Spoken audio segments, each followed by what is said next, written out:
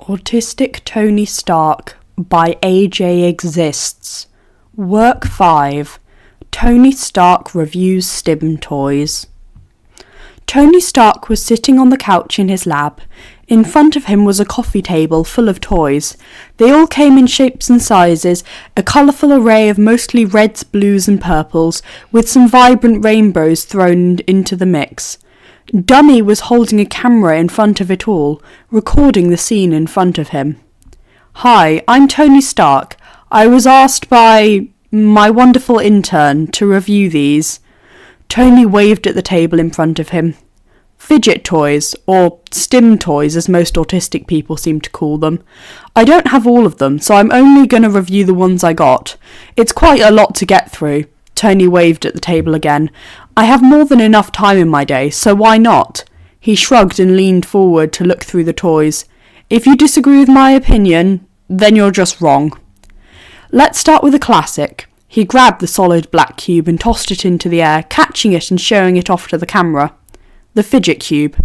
The first fidget I actually got after my whole 'you're actually autistic' discovery thing." Tony started messing around with the cube, rolling the little black ball with his thumb and then moving his thumb up to flick the switch.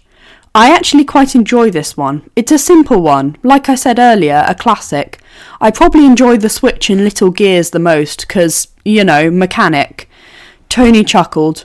"But yeah, 10 out of 10, would recommend again." "Now here's something I remember even back in college." Tony put down the fidget cube and grabbed the 3 circular toys on the table.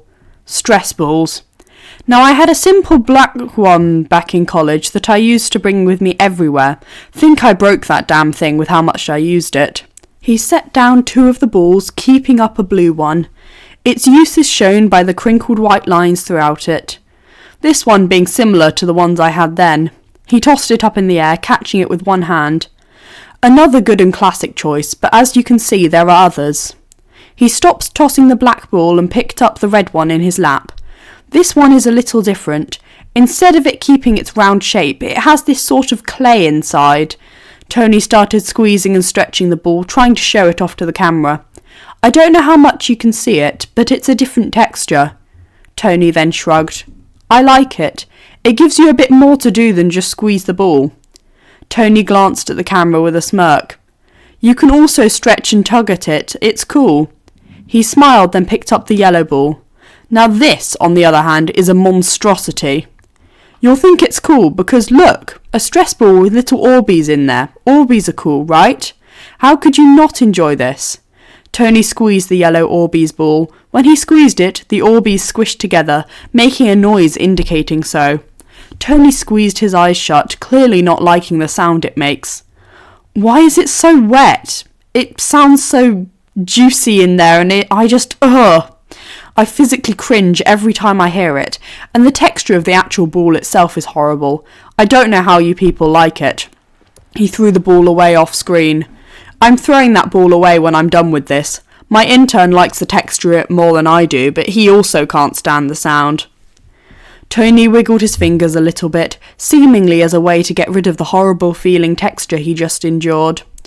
After a few seconds of this, he then put the 2 remaining stress balls back and grabbed the next fidget. "Now I have 2 of these. I can't find my blue and green one, so I guess we'll just have to deal with cap colours instead." He picked up a small red, white and blue square poppet.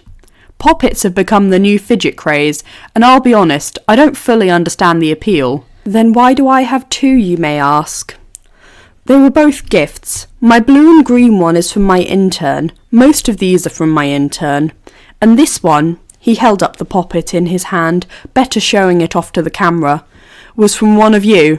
Congrats on the autism diagnosis, Mr. Tony Stark. Here's a fidget toy for you. #TeamCap. Tony rolled his eyes. "That's actually what the letter said. You could have at least gotten the shield. I've been online. I've seen some of the crazy designs these toys can come in, and I know that there are cap shield poppets out there. There's also some of my helmet, which is cool." Tony smiled and looked down at the toy. "I've talked all about this without really reviewing it. The popping isn't really my thing. I thought it would be a lot quieter. If I do use it, I just wiggle it around because it's silicone and you can do that. Not my thing." He tossed it back on the table. Tony then picked up a fidget that was very far outside of Tony's aesthetic. It was a rainbow tie-dye fidget spinner, with the ends of the spinner having poppet bubbles. He stared at the camera, just holding the fidget. Rhodey got this for me once as a gag. He knew I'd hate it.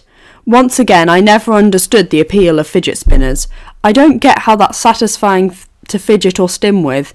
Add in the poppet, which I also wasn't a fan of, and make it this colourful tie-dye mess. He gave the middle finger to the camera. Fuck you, honey bear. Let's get back to one I actually like, shall we? Tony put down the poppet fidget spinner and picked up the next fidget. These are called Wacky tracks. Not a big fan of the name, but I wouldn't know what else to call it, so I won't complain too much. His was orange and blue, all the links were connected and he was moving them in his hands, bending it into weird shapes. I really like this one, as I said. It makes like a satisfying clicking noise which you move it. You can twist it and kind of build it into different shapes. I have a bunch of these, all different colours and sizes. Tony trailed off, losing his focus on the video and having all of his attention on the stim. The next minute of the video is Tony playing with said fidget, meticulously moving it around, forming shapes and patterns that he has seemingly done hundreds of times. The only sound being made are the clickings of the links. After a minute, Tony looks up and stills, sheepishly smiling as he forgot that he was recording. He waved the toy and said, "Probably my favourite." He then sighed. The only downside is that it's quite loud, so I don't bring this out in public too much. Plus, I get easily distracted with it. There was a slight flush of his cheeks as he put down the Wacky tracks and picked up his smallest fidget yet. This is typically what I bring out in public nowadays. He moved close to the camera now properly to show it off. It was 2 circular chains with the pieces of red rubber on either side. This is one of probably 20 bike chain fidgets I have. I love the Wacky tracks, but they are very noticeable in public and take up too much of my attention. These, the perfect fidget. Tony smiled and started to play with it. They're small, quiet, nice to stim with, doesn't take away my focus. Funny how my 2 favourite fidgets are the most mechanical and techy. Tony chuckled and shrugged. Makes sense. He was moving it between his fingers, giving each of the tips a squeeze before moving it to the next one. So yeah, if you see me out in public fidgeting or stimming with something, it's probably this. Since we did my 2 favourite fidgets, let's do 2 of my intern's favourites. Tony smiled softly, picking up a fidget that's purple and slightly holographic. This is a tangle. This is my intern's absolutely favourite stim toy. He always has one on him. We probably got 10 of them in just the lab here, more upstairs, and I know he has a bunch at home. Tony chuckled, tangling it across his fingers. It is fun, I won't lie.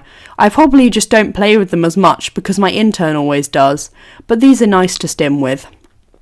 Tony put down the tangle and grabbed the largest and most colourful fidget he had.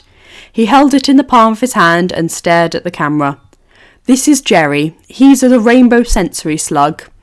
Tony started moving the slug between his hands, the soft clicking of sounds coming through. I don't understand his obsession with these. He doesn't really play with them, he just likes to hold them and claim they are his son. He chuckled, amused, and shrugged. The sound it makes is nice. I like the more harsher clicking noises of Wacky tracks more, but I can see why this is soothing. But it's a 3D printed slug. There's 2 of these guys, and they both have names. Sometimes he just puts them on a table and they watch us do lab work. I don't get it. Tony sighed and put it back on the table. 2 more, then we're done. Tony then grabbed the galaxy-coloured cube, and with one hand he was able to unfold the cube back into a rectangle, and back into a cube. He grabbed it with the other hand and did this same pattern, with a bit more speed. This is called the infinity cube. Pretty much all you do with it is move it in and out of the cube shape, but it's still a nice one to play with. As you can see from all of the white, we've played with this one a lot. Tony moved the infinity cube up to the camera to show off the large white spots where the design is chipping away from the constant use. I used to play with this one all the time, then I discovered the Wacky tracks and kind of forgot about this. Maybe I'll try to use it more. Tony smiled and set it down. Final one. Tony lastly picked up a green, black and red marble mesh. This is another one I like to bring with me out in public. It comes in a lot of colours and designs, but it's simple to play with. You can stretch it, push the marble. My favourite thing to do is to put one end against my pinky, the other against my thumb, push it in so it's kinda like a cube. Then you set it against your palm and shake back and forth. You'd feel the marble against your palm. Tony did what he described and smiled. It's honestly quite a nice feeling. Instead of putting the toy down like all the others, he kept it in his hand while saying the outro. Well, you just watched a however many minute long video on Tony Stark playing with toys. I hope you enjoy wasting your life. Tony chuckled, then shrugged. Nah, fidget toys, stim toys, whatever you want to call them are nice. It's nice that kids get to have these, but I feel like people forget that adults can use them too, and sometimes they even need them. I'm constantly doing stuff with my hands. It's one of the reasons why I love engineering and building, constant busy work. And finding out there were toys, or really tools, that are designed for people who also like doing constant busy work. Tony shrugged again. It was nice.